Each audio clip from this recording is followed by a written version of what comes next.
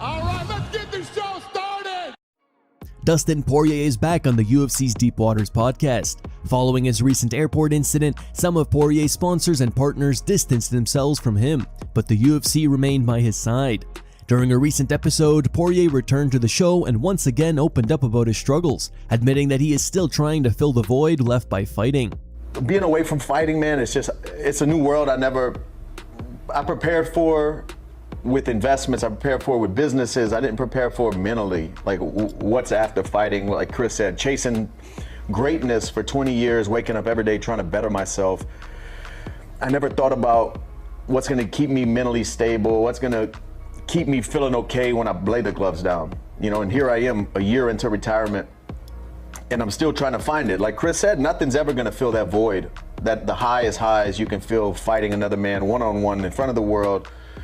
You win, you're the best thing in the world, everybody's telling you how good you are, and on the opposite side, you lose, your life's under a microscope, and the highest of the highs, lowest of the lows, and every day I want to feel that feeling again, but I don't think anything's ever going to give me that feeling. You know, I don't know what could. Poirier also discussed Kamaru Usman's loss to Dricus du Plessis and advised the former welterweight champion to move back down to 170 pounds, where Poirier believes Usman could make one more run at the title. Is he good enough to make a run for the title? At welterweight? Yeah.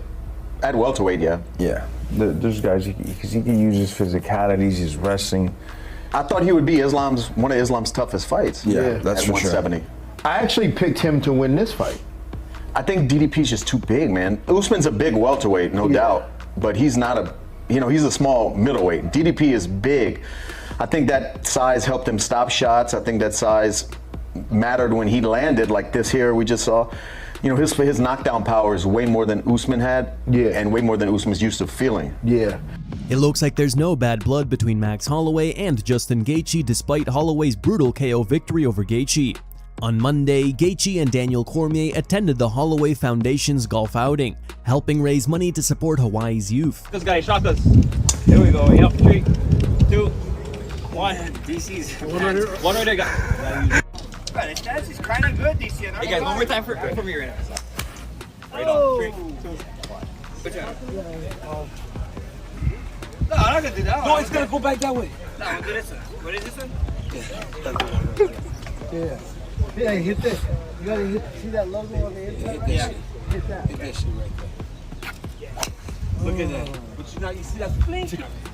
Oh, thank you, boss. Right here, Justin, if you want. Watch out, Justin. Watch out, Justin. Watch out, Justin. Damn. Watch out, JJ. Watch out. Oh, sh**. You're gonna kill somebody. Nice. Oh, back there. Oh! Oh my God! We almost clipped that, bro. We got a bogey. DC eating burgers. Hey, where's beer at? Hey, you suck. Where's the beer?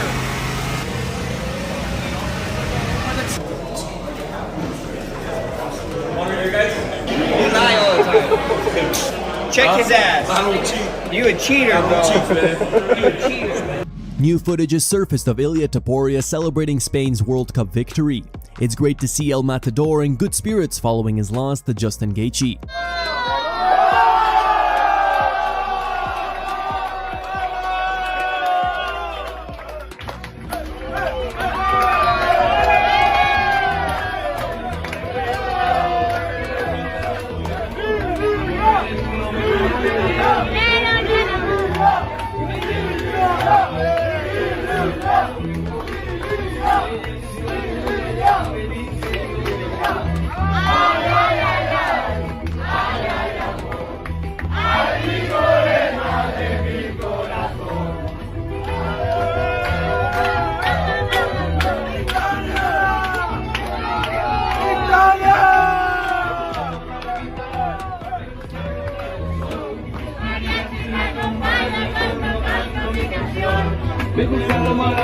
UFC has released footage of 42-year-old Jared Cannonier sharing some words of wisdom with Christian Leroy Duncan following their co-main event bout at UFC Oklahoma City. I think you are very dynamic. I think you got expert footwork. You know how to move and manage your distance, which is why I was pressuring you. still was able to get away from me a lot of the time. So if I were to say, hey, this is something you can add, probably feinting a little bit more intentfully. You know what I mean? Because we all tend to feint like, but I need you to look at me.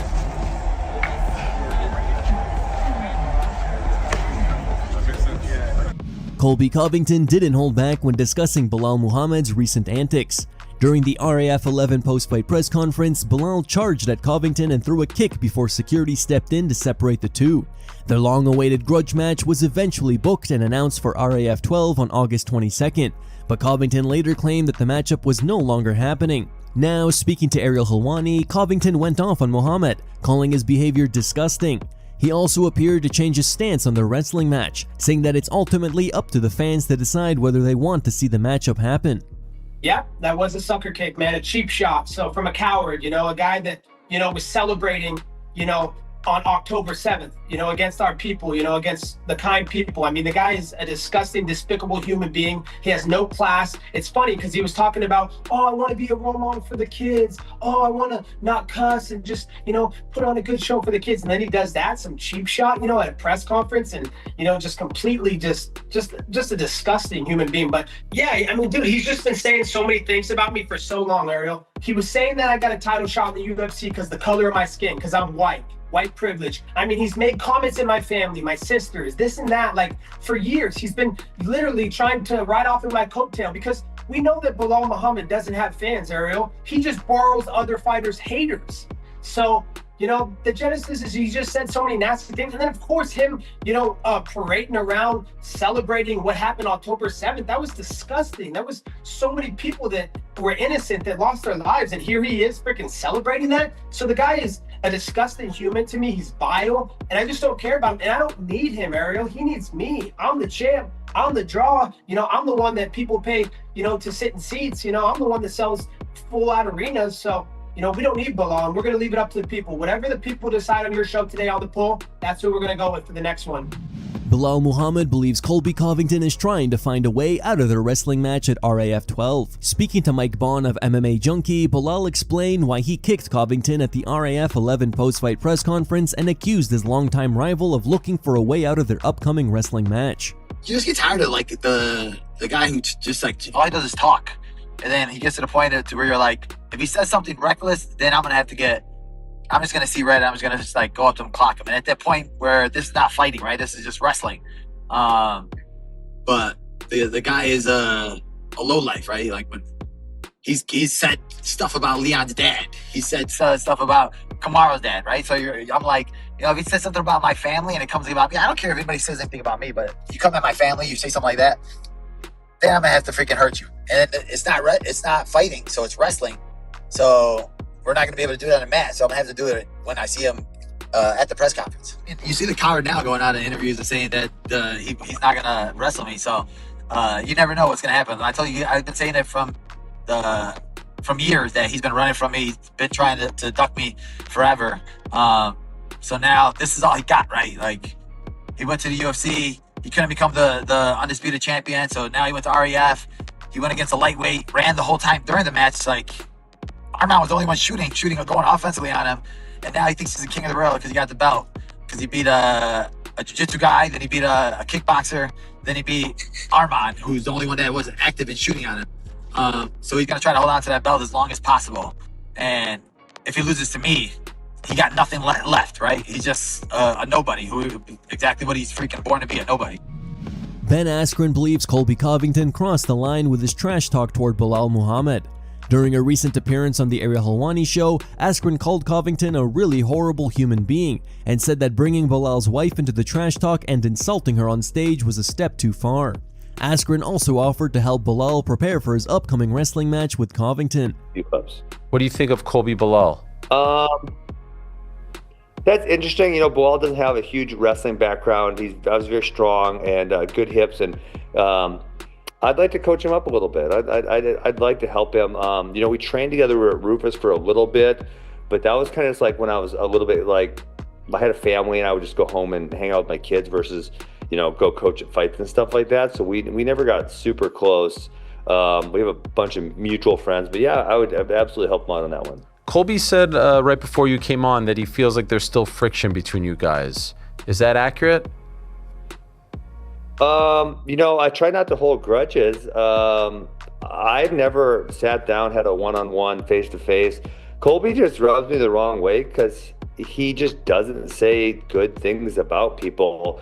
If you watch what he said at the press conference on Friday about Belal, and then specifically Belal's wife, it was gross. It was just terrible human being stuff. And it's like, yes, we're in show business, and I get the trash talker thing, but pick on Belal then. Don't bring his wife into it. His wife, it's not like his wife was yelling and asking to be brought into it. She certainly wasn't.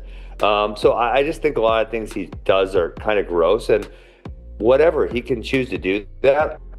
I'm just probably not going to interact with him because I don't see it. It looks like Paddy Pimblett may have been trolling Ilia Topuria about his latest collector's item.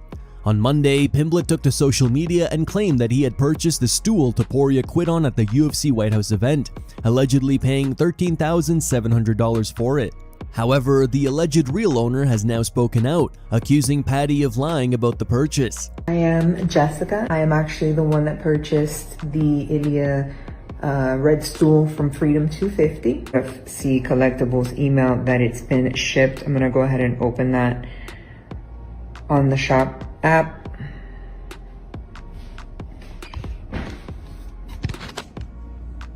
And this is the shop app. Okay, this is the shop app. You can see the shop app. I cannot forge this, AI this. This is the app of shop where the purchase was made. And this is the purchase. If we go ahead and we click to view the receipt, this is the receipt. UFC Freedom 250, Ilia Topuria Gaethje used event, stool corner. And this is the UFC website showing it as well through Shopify.com or whatever of the purchase, without scrolling all the way down and showing you my personal info. It was me, I bought it, not Paddy, not anybody else. Big Ilia fan, and I kind of purchased it on purpose so that Paddy and nobody else could actually buy it and use it against him, but here we are. Here are the top 3 memes found on the internet. Number 3 meme was posted by Smash Talk. Number 2 meme was posted by SU.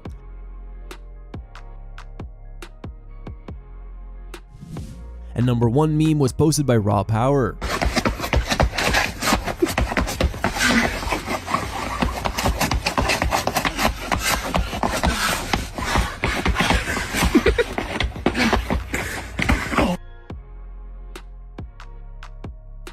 Thank you guys for watching. Don't forget to like this video and subscribe to the channel for your daily dose of MMA.